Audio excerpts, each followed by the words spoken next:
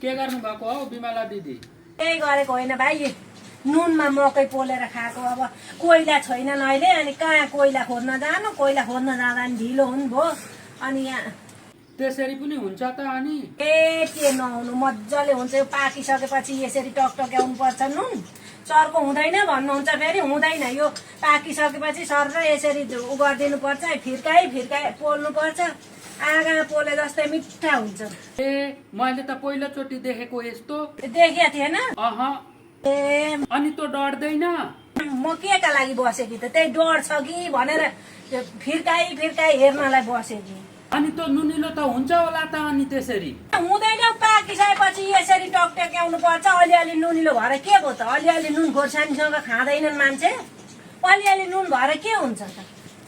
सुरुमा त लाग्छ, टाँसिन्छ, यसरी गरेपछि हुन्छ, रप्पिएर पाक्छ, कम मजाले मिठो हुन्छ।